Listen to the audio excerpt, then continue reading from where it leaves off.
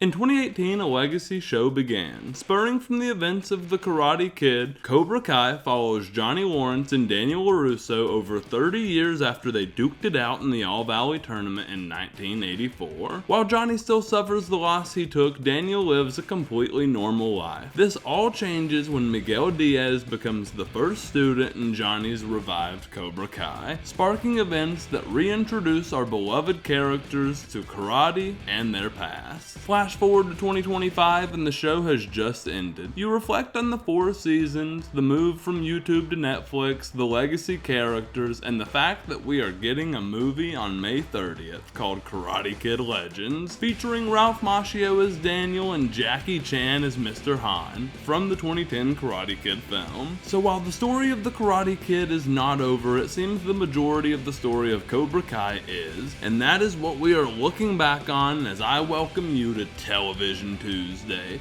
the show where we talk TV on a Tuesday and tell you all about it. I'm your host, Kael, and today we are giving the full retrospective on the hit show, Cobra Kai. Quiet! Now, if you haven't seen the finale of the show, I'll give a quick spoiler-free section. I have felt throughout seasons 3 and 4 that the actors have really outgrown the show with the audience. They really don't even look the age to play these in high school and fresh out of high school characters anymore at times.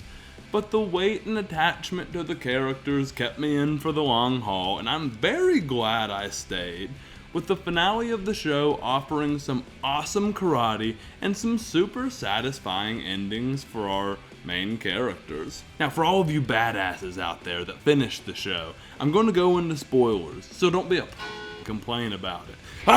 Now I will be referencing the full show here, but the main thing I want to do is determine whether this is a good ending to a TV show.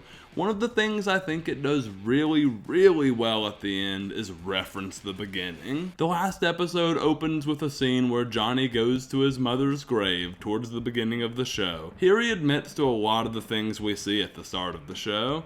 He admits to being a troubled loser who lived his glory days on the mat during karate back in high school. He then apologizes for not coming sooner as he wanted to have his life more put together before he came to visit his mother's grave. It forces you to think about all the ways he became a better man throughout the show. He made a career out of karate, became a mentor for a community of kids, became a father to Robbie, Miguel, and his new baby Laura. He mends the relationship with Daniel, and hell, he even quits filling every room he's in with Coors Banquet throughout the show. And all of this comes full circle at the end of the episode, in present time when he comes back, placing a photo of his new family on the gravestone of his mother, finally coming back with his life together. People may pick on this show for the cheesiness and all of the satisfying endings, but for the type of show this is, I enjoyed seeing the endings go so well for all of these characters that deserved it for their growth. Robbie and Tori becoming full-time karate influencers was awesome and solved the mystery of what their lives would become without college. Sam and Miguel both get a bittersweet end as they leave each other's presence but seem to try to make things work through a trip to Okinawa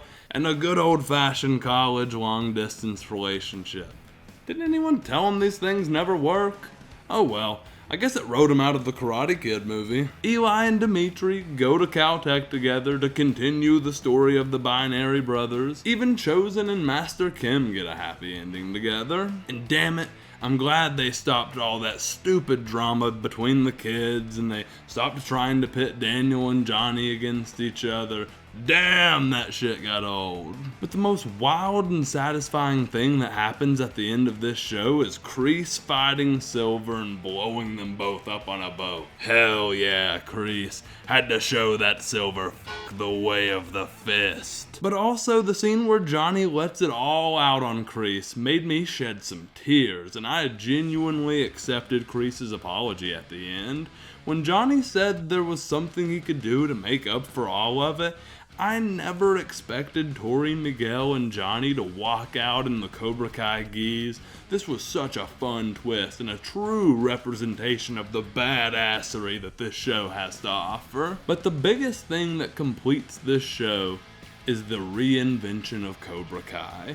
In season 1, Johnny starts Cobra Kai back up the only way he knows how, leading to aggressive students, problems at school, and a slew of other violent acts. Upon reinvention, his new Cobra Kai dojo keeps the intensity Johnny almost loses in the 4th season, but takes a focus on using the motto, strike first, strike hard, no mercy, in a way that makes you a better person, not just an asshole, as Johnny says.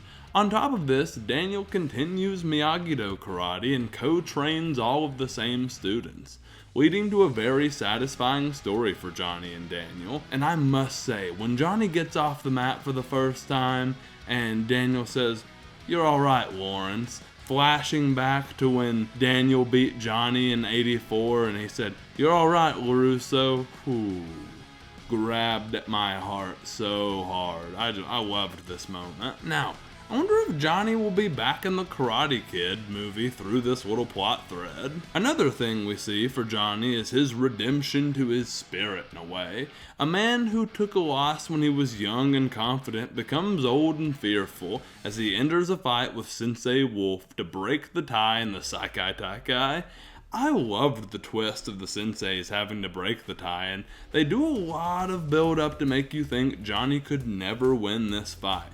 But ultimately, I was just happy to see Johnny fight again. It's this moment where he's down 2-0, where Daniel asks him if fear exists in his dojo, and you see Johnny's eyes light up, where you realize the man who has kept this show badass is about to continue to do so. I loved seeing Johnny train and fight in a Rocky-style comeback, and I can't leave out how awesome Tori and Miguel are in their championship bouts as well. Miguel's flashbacks to the beginning of the show and all his struggles throughout made for an explosion of emotions for me during this scene. So here's how I feel about the show and its ending.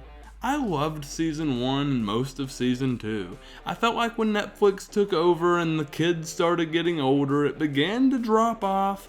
For example, it would repeat the same plots over and over and over, like Sam and Tori start to become friends, but then end up fighting again, or the same exact thing with Miguel and Robbie, Daniel and Johnny, Eli and Dimitri. The repetitiveness got so old at times, and I felt like the show could have gotten more creative with its storytelling. Some parts of the beginning of season 4 make you think this is going to continue, but they finally put that to rest. The ending choosing to not do that and, finally letting the characters have resolution in their relationships and their plots made me really respect the end of the show. Cobra Kai was a fun watch for me, as I'm not far off from the age of the characters and I was still in high school when the show officially came out on YouTube.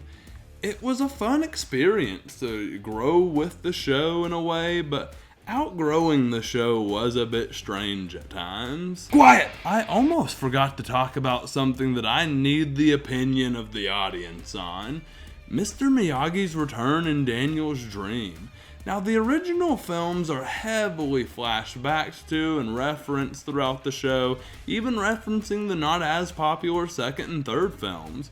Mr. Miyagi holds a huge spot in the heart of Cobra Kai still, as we're surrounded by his cars, his home, his karate style. In the finale, Daniel dreams of fighting off skeletons with Mr. Miyagi like old times, and his mentor reminds him that winning or losing these fights matters not.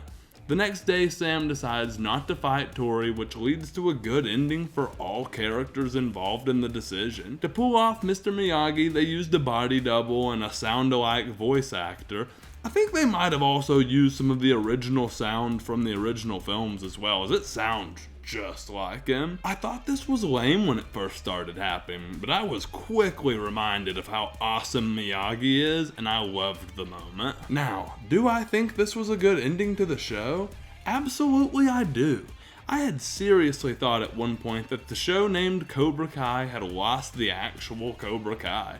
I totally didn't see Johnny reclaiming it at the end, and I felt like it's the only thing that made sense to do at the same time. And like I said, I loved all of the endings for the fairly large roster of characters. If I had to give Cobra Kai as a whole a score, I would probably give it around a 7.5 out of 10. Genuinely enjoyed a large amount of this show, and it's got me ready for this new Karate Kid movie, which I was not excited for at all until I finished the show. What do you give Cobra Kai out of 10? Did you like this show as much as I did? Personally, I thought it was an amazing, reinvention of this old 80s film, and, I really enjoyed, bringing this show, Cobra Kai, back up, and it was such a detail in the Karate Kid that maybe I overlooked. I'd never thought Cobra Kai was as cool, watching the Karate Kid movies, but when you bring it up in this show, I'm like, badass. Now, I hope you enjoyed this episode of Television Tuesday.